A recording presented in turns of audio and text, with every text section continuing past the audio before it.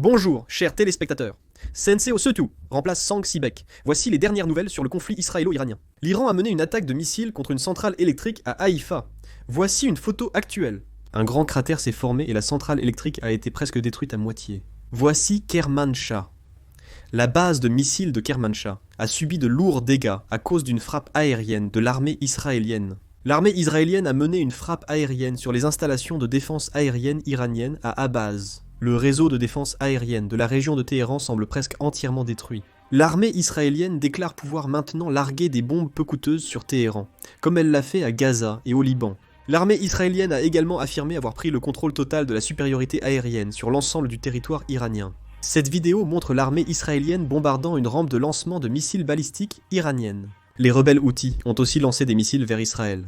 Actuellement, les rebelles Houthis et l'Iran attaquent conjointement Israël en lançant des missiles. De plus, l'Iran a annoncé qu'il utiliserait plus de missiles supersoniques pour percer la défense aérienne d'Israël. Cette vidéo montre les bâtiments détruits après l'attaque de missiles. On y voit les forces iraniennes lancer des drones kamikazes vers Israël. C'est à Bagdad, dans un café de Bagdad. Il paraît que c'est la scène au moment où l'Iran lançait son attaque de missiles. Les Irakiens semblent apprécier de voir Israël attaquer.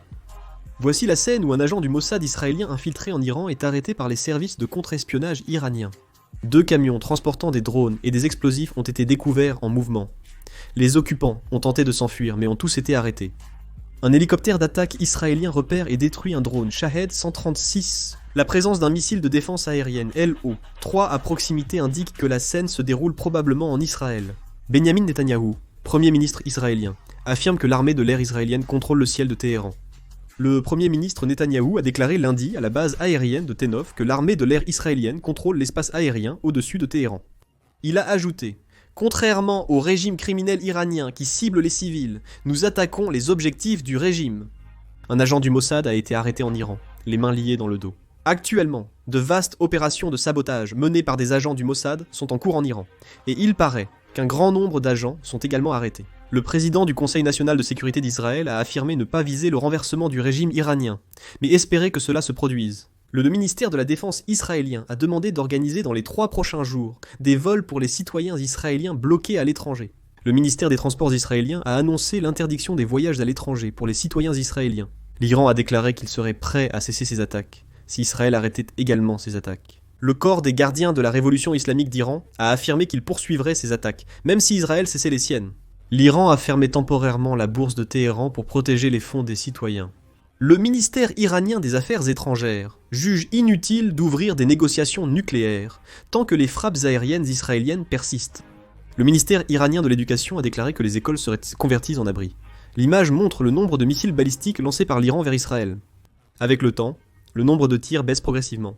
La puissance de frappe des missiles iraniens a été considérablement réduite depuis qu'Israël a commencé à attaquer activement leurs rampes de lancement balistique. Selon l'armée de l'air israélienne, plus de 120 rampes de lancement de missiles iraniennes, soit environ un tiers des rampes du pays, ont été détruites jusqu'à présent. L'armée koweïtienne affirme que les missiles à haute altitude ne menacent pas notre territoire. Le ministre pakistanais de la Défense a affirmé être prêt à combattre Israël par solidarité avec l'Iran. Le Pakistan a fermé sa frontière avec l'Iran et a déclaré que le monde islamique devait revoir ses relations avec Israël. On dit que c'est parce qu'Israël représente une menace pour cette région. Le ministre des Affaires étrangères irakien a déclaré qu'Israël continuait de violer leur espace aérien, qualifiant cela d'atteinte flagrante à la souveraineté de l'Irak. Il paraît que 23 Coréens qui séjournaient en Israël ont réussi à évacuer en toute sécurité vers la Jordanie, un pays voisin. La communauté coréenne en Israël compte actuellement entre 500 et 600 membres. On identifie les personnes souhaitant évacuer, et des moyens de transport seront mis à disposition si nécessaire. Je conclus la vidéo. Merci.